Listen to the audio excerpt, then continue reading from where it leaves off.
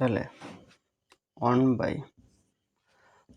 1 plus sine square থিটার কোনো সূত্র নেই, তাহলে সাইন স্কয়ার থিটাকে নিতে পারি কোসেক স্কয়ার থিটাকে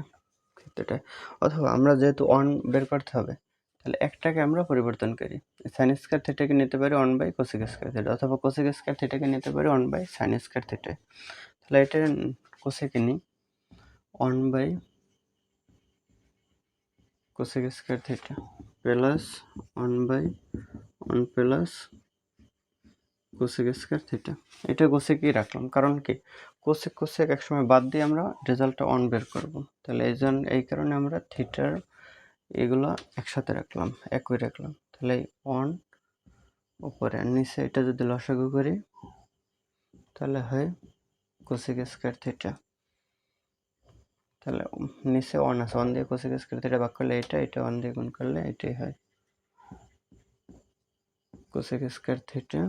প্লাস 1 প্লাস এপাশে থাকে 1 by 1 plus cosec square theta. তাহলে এই 1 গুণ হয়, তাহলে এটা উল্টে যায়, উপরে হয় কোসেক স্কয়ার থিটা আর নিচে cosec square theta plus 1 plus উপরে 1, যেহেতু কোসেক স্কয়ার থিটা প্লাস 1 লিখছি, এটা 1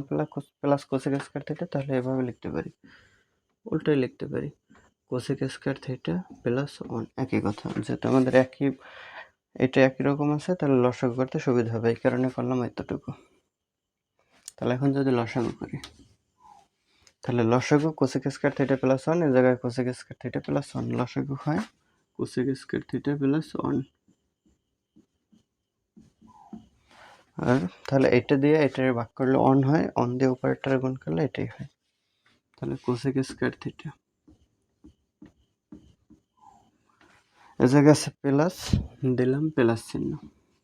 তাহলে এটা দিয়ে এটার ভাগ করলে 1, 1 দিয়ে 1 কে গুণ করলে 1, তাহলে উপরে নিচে সমান হলো, তাহলে লেখা যায় 1, তাহলে 1 রাইট হ্যান্ড সাইড।